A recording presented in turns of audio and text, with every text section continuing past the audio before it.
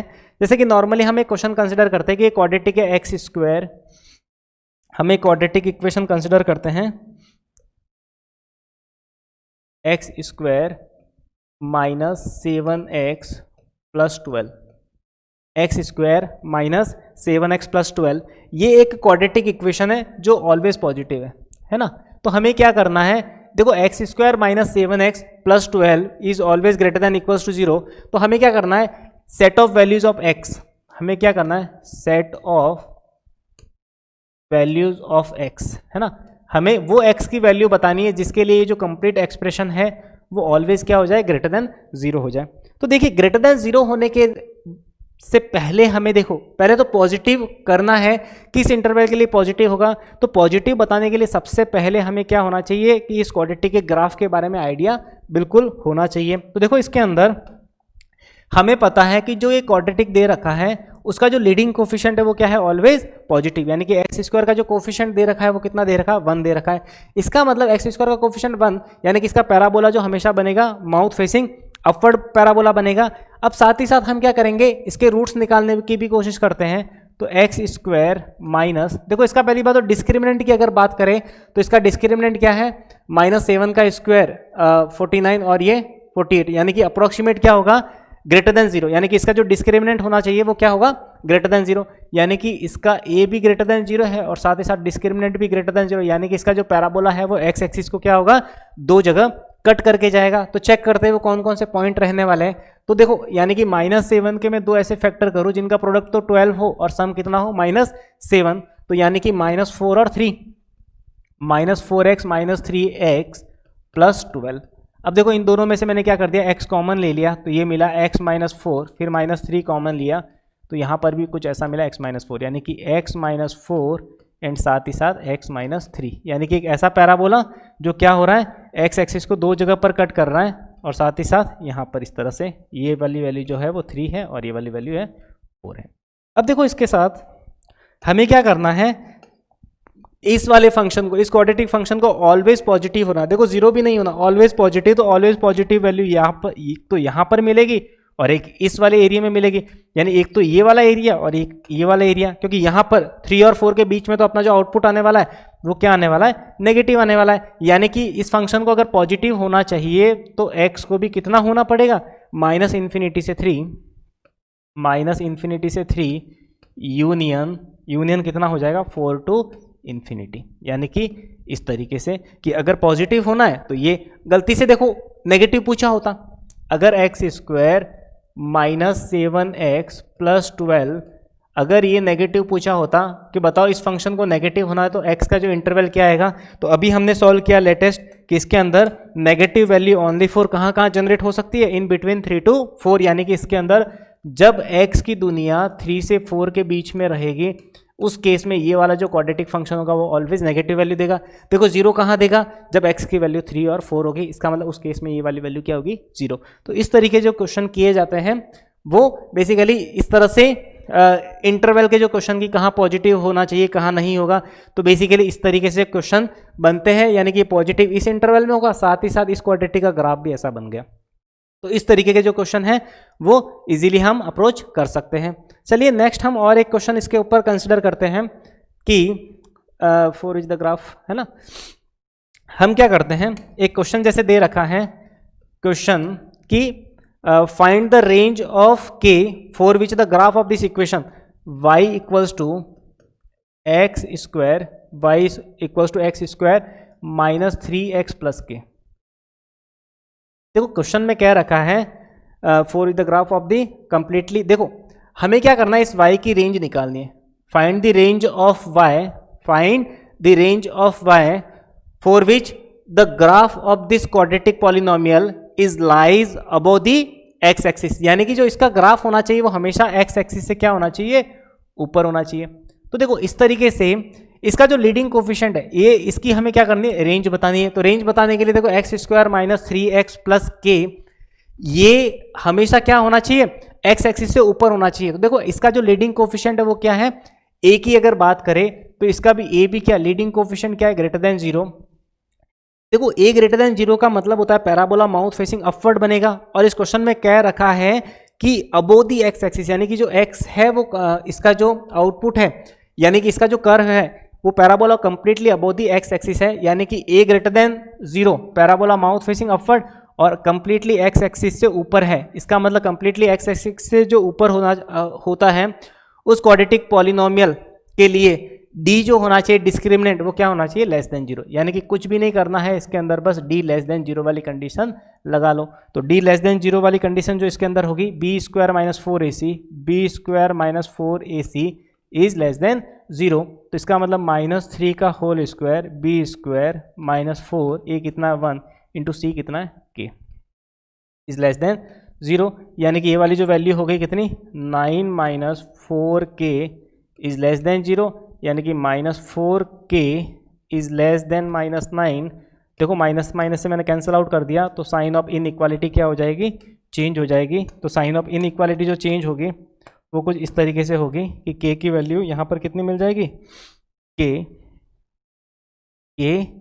Is greater than 9/4, यानी k की value 9/4 से क्या हो जाएगी, बड़ी, यानी कि k belongs to 9/4 to infinity, यानी कि k की वैल्यू इतनी हो सकती है। इसका मतलब अगर जो ग्राफ है वो completely above the x axis होगा, अगर completely above the x axis अगर इस क्वाड्रेटिक का अगर ग्राफ बनेगा तो इसका मतलब क्या होना चाहिए कि a भी पॉजिटिव होना चाहिए, साथ में इसका d भी क्या होना चाहिए, लेस देन 0। तो इस तरीके से हम क्या कर सकते हैं, इस क्वेश्चन को क्या कर सकते हैं, अप्रोच किया जा सकता है। तो ये बहुत ही एक इजी तरीका था। सबसे पहले हमने क्या किया, लीडिंग कोफिशिएंट के बारे में और डिस्क्रिमिनेंट के बारे में कमेंट करके हमने क्या कर दिया, उसका बिल्कुल एग्जैक्टली हमने उसकी रेंज बता दी कि इतनी रेंज होगी और उसके लिए ये जो फंक्शन होगा वो कंप्लीटली क्या होगा, अबोव द एक्स एक्सिस। चलिए इसके बिहाफ पे एक और क्वेश्चन कंसिडर करते हैं। नेक्स्ट जो क्वेश्चन है वो देखो रूट्स के ऊपर है ना, सम ऑफ द रूट्स और प्रोडक्ट ऑफ द रूट्स। एक क्वाड्रेटिक इक्वेशन दे रखी है mx square minus 2x plus 2m minus 1 equals to 0। देखो इस तरीके से ये क्वाड्रेटिक इक्वेशन दे रखी है ना, x थोड़ा सा अच्छे से लिख देते हैं, mx square minus 2x plus 2m minus 1 equals to 0। ये क्वाड्रेटिक इक्वेशन दे रखी है जिसके अंदर प्रोडक्ट ऑफ रूट क्या दे रखा है,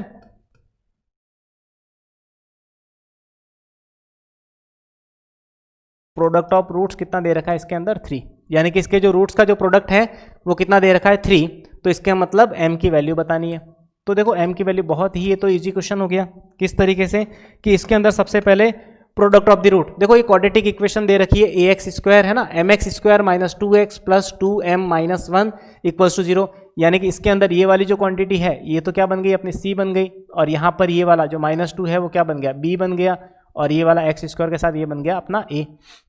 तो इसका मतलब प्रोडक्ट ऑफ द रूट, माना कि इसके दो रूट है अल्फा और बीटा, माना कि इसके दो रूट है अल्फा कॉमा बीटा, और अल्फा कॉमा बीटा किसी भी क्वाड्रेटिक के अंदर product of the root alpha comma beta क्या रहा करता है, c/a, यानी कि अल्फा इंटू बीटा दोनों का प्रोडक्ट कितना दे रखा है हमें, 3 दे रखा है, और c/a कितना होगा 2m minus 1 upon m equals to कितना दे रखा है, 3 दे रखा है।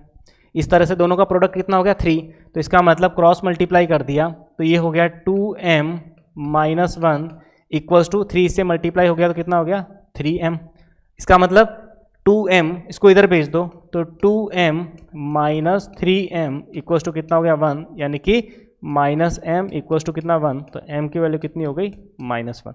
तो इस तरीके से इस क्वेश्चन को क्या किया जा सकता है, अप्रोच कर सकते हैं कि अच्छा 2m में से 3m सब्ट्रैक्ट हुआ तो -m इक्वल्स टू 1, यानी m की वैल्यू -1।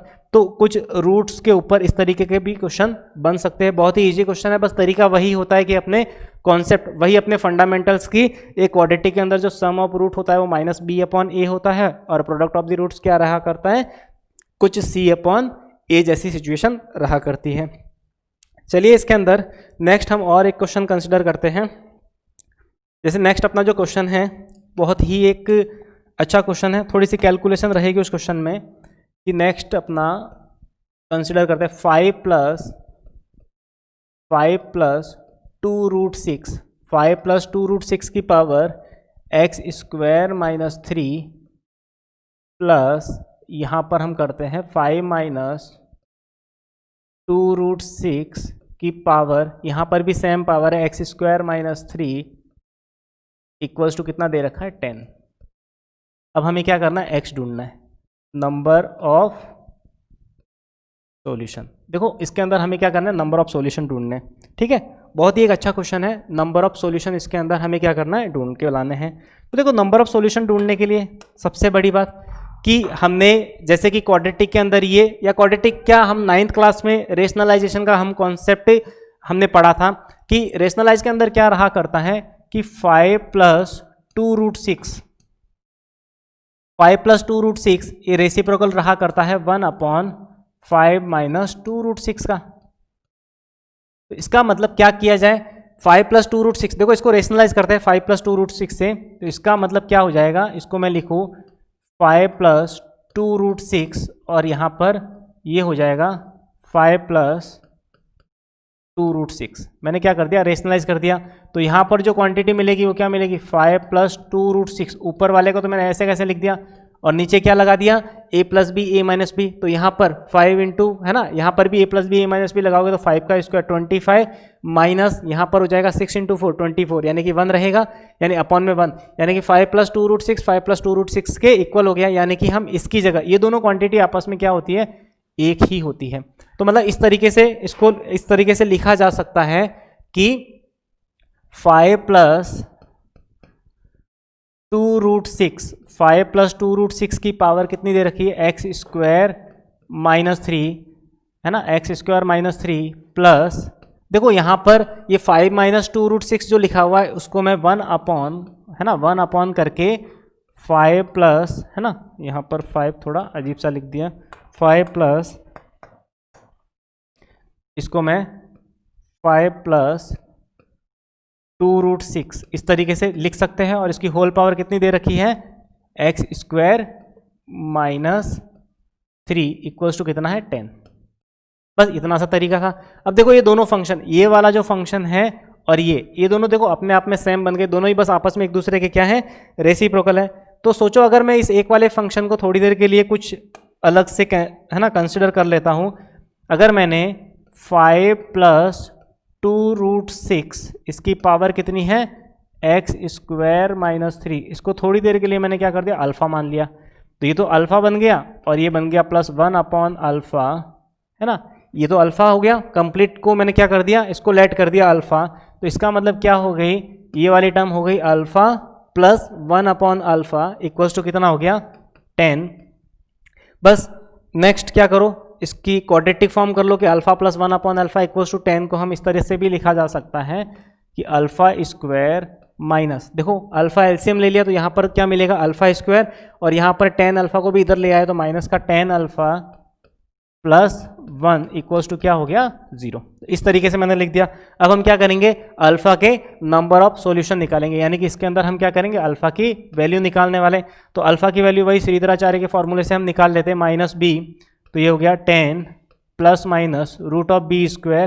√b², √b² वाली वैल्यू कितनी 100, है ना, b² - 4a × c, तो ये हो गया 4 डिवाइड बाय कितना हो जाएगा, है ना, -b + √b² - 4 इसे अपन 2a, तो 2 हो गया। a तो हमें पता ही चल गया यहाँ पर a कितना रहने वाला है। अब देखो यहाँ पर अल्फ़ा की वैल्यू 10 ± रूट यहाँ पर कितना रहेगा 96 डिवाइड बाय 2। तो देखो 96 को थोड़ी देर के लिए बस वही बात है कि आज इसको 4√6 लिखा जा सकता है। तो इसका मतलब 4 यहाँ आ जाएगा तो 2 बाहर कॉमन ले लोगे ना, तो 2 यहाँ पर 5 आ जाएगा और 2 यहाँ से यहाँ कैंसिल आउट हो जाएगा, यानी कि ये वाली जो वैल्यू मिलेगी वो 5 ± 2√6 जैसी कुछ वैल्यू रहने वाली है इस तरीके से। यानी कि एक वैल्यू तो प्लस में आ जाएगी 5 - 2√6 और एक वैल्यू आ जाएगी माइनस में। तो वही बात है जिसको हमने अल्फा लेट किया था, तो इस अल्फा की जगह हम क्या करते हैं, एक बार ये वैल्यू कंसिडर कर लेते हैं। यानी कि हमने 5 + 2√6, यानी कि यहीं से स्टार्ट करते हैं। हमने क्या किया था 5 + 2√6, इसकी वैल्यू हमने इसकी जो पावर कंसिडर की थी x², है ना, ये कितना मिला x² - 3, x² - 3 लिखा हुआ है। और देखो इसके जो रूट है अल्फा की वैल्यू, अल्फा की 2 वैल्यू मिली है, एक तो 5 + 2√6 और एक 5 - 2√6। तो इसका मतलब इसको एक बार तो 5 + 2√6 के इक्वल रखा, तो 5 + 2√6 के इक्वल रखा तो इसकी पावर कितनी है 1। तो देखो दोनों के बेस सेम है तो पावर आपस में क्या हो जाएगी इक्वल हो जाएगी, यानी कि x square minus 3 equals to 1, यानी कि x स्क्वायर इक्वल्स टू कितना हो जाएगा 4, यानी कि x की वैल्यू कितनी आ गई +-2। दो सॉल्यूशन तो इससे मिल गए, ठीक है, दो सॉल्यूशन तो इससे मिल गए। सेम थिंग दूसरी वाली वैल्यू 5 - 2√6 भी अगर मैं रख के देखूं तो इसका मतलब 5 + 2√6 इसकी पावर तो x स्क्वायर -3 ऐसे कैसे है। अब देखो इसका मतलब 5 - 2√6 सामने रखूंगा तो उसको मैं बेस सेम बना के लिखूँ तो बस वही रेसिप्रोकल हो जाएगा। इसका मतलब इसको मैं 5 + 2√6 की पावर बस में बस इतना लिखूंगा -1 यानी कि 1 अपॉन करके इसको लिखा जा सकता है, क्योंकि अभी हमने देखा था कि ये दोनों आपस में एक दूसरे के क्या होते हैं, ये वाली टर्म और ये वाली टर्म रेसिप्रोकल होती थी। तो इसका मतलब क्या हो गया, इन दोनों के बेस सेम है तो इसका मतलब इसके अंदर भी पावर इक्वल हो जाएगी। तो x स्क्वायर -3 इक्वल्स टू -1, इसका मतलब आज ये वैल्यू जो बनने वाली है वो क्या बनेगा, x स्क्वायर इक्वल्स टू -3 -1 उधर जाएगा तो 2, यानी कि x की वैल्यू जो मिलेगी वो कितनी मिलेगी +-√2। तो +-√2 का मतलब आज इसके जो नंबर ऑफ सॉल्यूशन मिले वो कितने मिल गए 2, यानी x की वैल्यू +-√2 और साथ ही साथ x की वैल्यू यहाँ पर भी +-2, यानी कि जो टोटल नंबर ऑफ सॉल्यूशन जो पूछा गया था कि इसके अंदर जो टोटल नंबर ऑफ सॉल्यूशन जो रहने वाले हैं वो कितने रहने वाले 4, और 4 कौन कौन से, यानी कि x की वैल्यू एक तो +-2 और एक x की वैल्यू +-√2। तो बहुत ही एक अच्छा क्वेश्चन था, बस थोड़ी सी कैलकुलेशन थी, 8-9 क्लास के कुछ कॉन्सेप्ट लिए कि अच्छा 5 + 2√6 और 5 - 2√6 अपने एक दूसरे के क्या रेसिप्रोकल रहा करते हैं। तो इस तरह से हमने क्या कर दिया, इसके अंदर एक कॉन्सेप्ट बना दिया। चलिए लास्ट एक क्वेश्चन हम कंसिडर करते हैं इसके अंदर, जैसे कि एक क्वेश्चन लेते हैं, बहुत ही अच्छा कॉन्सेप्ट है उस क्वेश्चन के अंदर, एक नया तरीका सीखने को मिलेगा कि if x equals to 3 + √5, if x is equals to क्या है 3 + √5, यानी कि x की वैल्यू क्या है 3 + √5, then find the value of x की पावर 4। हमें इस एक्सप्रेशन की वैल्यू बतानी, x की पावर 4 -12x³ x की पावर 4 -12x³ + 44x² + 48x और साथ ही साथ +17 = 0, है ना, इक्वल्स टू हमें ढूंढना है बेसिकली, है ना, 0 वैल्यू तो आएगी नहीं। देखो क्वेश्चन बहुत ही अपने आप में बहुत ही इजी क्वेश्चन है। क्या है, x की पावर 4, हमें x दे रखा है, x कितना दे रखा है, इस तरीके से x दे रखा है 3 + √5, x की वैल्यू 3 + √5 और हमें जो जिस एक्सप्रेशन की वैल्यू निकालनी है वो कुछ ऐसा है, x की पावर 4 -12x³ x की पावर 4 -12x³ + 44x² -48x + 17। तो इस तरह से क्वेश्चन, देखो इसमें गलती होने के चांसेस रहते हैं। तो देखो इस क्वेश्चन के अंदर बस वही तरीका है कि x की वैल्यू हमें निकालनी है, इस एक्सप्रेशन की वैल्यू निकालनी है जब x इक्वल्स टू कितना रहता है 3 + √5। तो हम क्या करेंगे, एक तरीका तो होता है कि अगर यहाँ पर इजी वैल्यू होती तो हम डायरेक्टली यहाँ पर x की जगह रख देते, लेकिन अपने आप में 3 + √5, देखो यहाँ पर x की जगह रखोगे तो वही बात है, इसकी पावर हमें 4 करनी पड़ेगी, फिर -12, फिर वापस 3 + √5 का हमें क्यूब करना पड़ेगा, फिर 44 इसके साथ इंटू 3 + √5 का वापस स्क्वायर करके। तो इसका मतलब क्वेश्चन बहुत ही ज़्यादा कॉम्प्लेक्स हो जाएगा।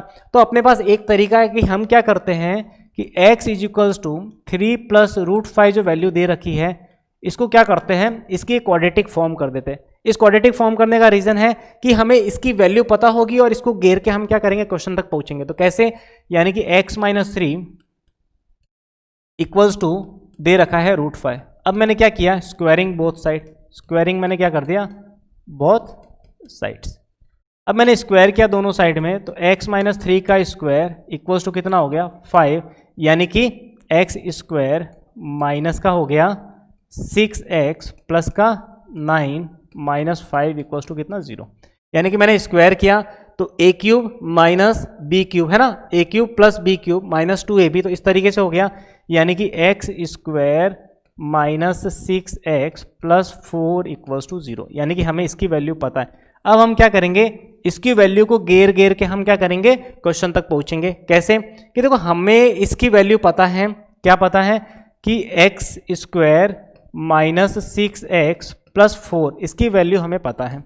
अब इससे क्या करेंगे, इस एक्सप्रेशन को फॉर्म करते हैं। तो सबसे पहले देखो यहाँ पर x की मैक्सिमम पावर कितनी है 4 और यहाँ पर 2 है, तो मुझे यहाँ पर क्या करना पड़ेगा x स्क्वायर से इस तरह से मल्टीप्लाई कर देता हूँ। तो देखो x की पावर 4 जैसे ही मल्टीप्लाई किया तो x की पावर 4 अवेलेबल है, फिर माइनस का 6x क्यूब है, लेकिन वहाँ पर क्या है माइनस का 12x क्यूब, तो इसका मतलब माइनस का 6x क्यूब मुझे वापस क्या करना पड़ेगा, ऐड करना पड़ेगा ताकि ये 12x क्यूब बन जाए। फिर यहाँ पर 4x स्क्वायर, 4x स्क्वायर का मतलब हमें 40x स्क्वायर और ऐड करना पड़ेगा, और साथ ही साथ माइनस 48x प्लस 17 तो अपने पास है ही है, ठीक है। सेम इसकी वैल्यू वापस कितनी हो गई, 0 हो गई, खत्म हो गया। वापस चलते हैं अपना वही further process, x square minus 6x plus 4, इसकी वैल्यू हमें क्या है पता है। वापस ये तो खत्म हो गया, 0 हो गया। अब हम क्या करेंगे, इस एक्सप्रेशन को इससे फॉर्म करते हैं। तो देखो एक्स स्क्वायर यहाँ पर क्या है एक्स क्यूब जैसा, तो माइनस 6x से मैंने क्या कर दिया, इसको मल्टीप्लाई कर दिया, तो माइनस 6x क्यूब अवेलेबल है। माइनस और माइनस प्लस का कितना 36x, और यहाँ पर कितना है 40x है, तो इसका मतलब मुझे यहाँ पर 4x स्क्वायर क्या करना पड़ेगा और ऐड करना पड़ेगा। तो यहाँ पर वैल्यू जो मिली है वो कितनी मिली, माइनस और माइनस प्लस 36x स्क्वायर और प्लस 4x स्क्वायर जो हो गया 40x स्क्वायर। फिर यहाँ पर 6 और 4 ये कितना हो गया 24, तो माइनस का 24x, तो यानी कि माइनस का 24x मुझे और चाहिए और प्लस का 17। देखो इक्वेशन ये सेम ही लिखी हुई है, बस ये दोनों इक्वेशन सेम ही है, बस मैंने इस इक्वेशन को जो फॉर्म किया है वो इक्वेशन नंबर फर्स्ट से किया है ना। तो फ्रॉम इक्वेशन नंबर फर्स्ट इसका जो एक्सप्रेशन, ये जो एक्सप्रेशन था वो भी कितना है आज फ्रॉम इक्वेशन फर्स्ट, इस इक्वेशन फर्स्ट से मैंने इसकी जगह क्या रख दिया 0 रख दिया, तो ये खत्म हो गया। अब वापस क्या करूंगा, लास्ट बचा एक्सप्रेशन है वो भी मैं इससे फॉर्म करूंगा, तो x square minus 6x plus 4, यानी कि जिसकी वैल्यू पता है उसको घेर घेर के क्या करो, क्वेश्चन तक पहुंचो, क्वेश्चन रिड्यूस होते होते फाइनली आंसर तक पहुंच जाएगा। तो देखो एक्स स्क्वायर, तो मैंने यहाँ पर 4 सप्लाई किया, चलो 4x स्क्वायर अवेलेबल है, फिर माइनस 24x अवेलेबल है, प्लस 16 अवेलेबल है, बस प्लस 1 ऐड करना, आज भी इसकी वैल्यू क्या रहने वाले 0, और फाइनली आंसर आ गया इसका 1। तो देखो बिल्कुल 100% समय बच गया अपना, अगर इसके अंदर सेम एक्सप्रेशन के अंदर, अगर इस सेम क्वेश्चन के अंदर अगर x की वैल्यू 3 प्लस रूट 5 रखते तो पावर 4 करते हैं, फिर 3 करते, इतने सारे फॉर्मूले लगा के फाइनली गलती होने के चांसेस रहते हैं। तो इसके अंदर क्या करो, ये वाला जो तरीका मैंने जो बताया है इस तरीके से अगर क्वेश्चन को सॉल्व करोगे तो क्वेश्चन बहुत ही इजीली हो जाएगा। तो जिसकी वैल्यू, जिस एक्सप्रेशन को हमें क्या करना है, जिसकी वैल्यू हमें पता है x इक्वल्स टू समथिंग, उसको घेर के एक ऐसी क्वाड्रेटिक बनाओ जिसका आउटकम्स हमेशा क्या रहेगा 0 रहेगा, और जैसे ही उसका आउटकम्स हमें 0 पता है उस 0 को घेर के हम फाइनली क्वेश्चन को रिड्यूस करते करते फाइनली हम आंसर तक पहुंच पाएंगे। ठीक है, चलिए आज के लिए इतना काफी। वही बात है कि चैनल के साथ बने रहने के लिए चैनल को सब्सक्राइब करिएगा और अपने फ्रेंड्स के साथ भी इसको शेयर करिएगा। ठीक है, थैंक यू सो मच।